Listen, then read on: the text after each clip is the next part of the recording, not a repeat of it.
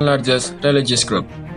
According to a study in 2015, Islam has 1.8 billion adherents, making up about 24.1% of the world population. Most Muslims are either of two denominations. The first denomination is Sunni, or the group of Sunnah wal Jama'ah, is around 80 until 90%, roughly 1.5 billion people. And then the second one is Shia, or the Imam Ali's followers, is around 10 until 20%, roughly 170 until 340 million people. Islam is the dominant religion in Central Asia, Indonesia, Middle East, North Africa, the Sahel, and some other parts of Asia. The diverse Asia-Pacific region contains the highest number of Muslims in the world, easily surpassing the Middle East and North Africa. Islamic influence on African societies. Islamic political and aesthetic influences on African societies remain difficult to assess. In some capital cities, such as Ghana and Go, the presence of Muslim merchants resulted in the establishment of mosques. The Malian king Mansa Musa, brought back from apparently undisturbed by various upheavals. Timbuktu began as a Tuareg settlement, was soon integrated into the Mali Empire, then was reclaimed by the Tuareg, and finally incorporated into the Songhai Empire. The 16th century, the majority of Muslim scholars in Timbuktu were of Sudanese origin. On the continent's eastern coast, Arabic vocabulary was absorbed into the Bantu languages to form the Swahili language. On the other hand, in many cases conversion for sub-Saharan Africans was probably a way to protect themselves against being sold into slavery, a flourishing trade between Lake Chad and the Mediterranean.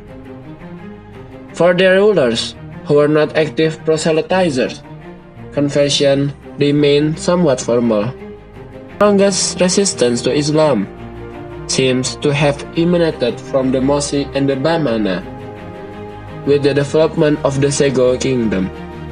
Eventually, sub-Saharan Africans developed their own brand of Islam. Islam expanded into the Caucasus through the Muslim conquest of Persia in the 7th century.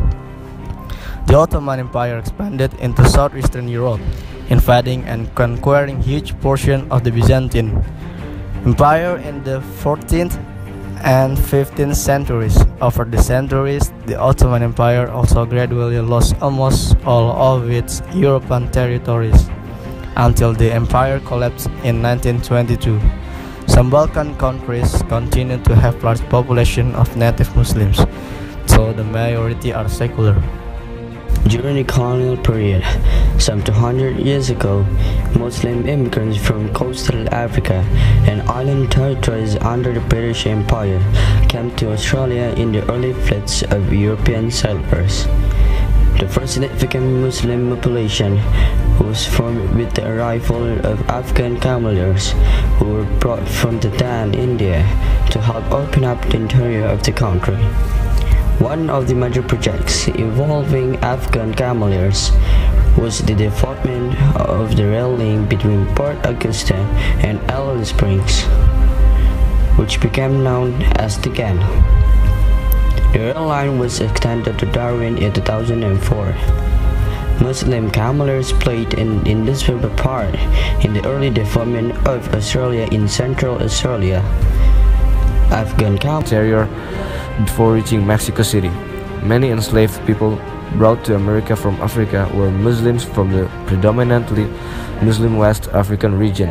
Between 1701 and 1800, some 500,000 Africans arrived in what became the United States. Historians estimate that between 15 and 30% of all enslaved African men and less than 15% of the enslaved African women were Muslims. Omar ibn Said is among the best documented examples of a practicing Muslim slave.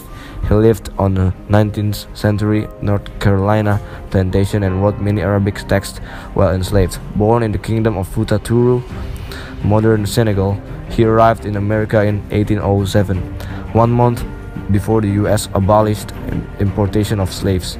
Some of his works include The Lord's Prayer, the Bismillah, This Is How You Pray, Quranic Faces, and 23rd Psalm, and an autobiography. In 1857, he produced his last known writing on Surah 110 of the Quran.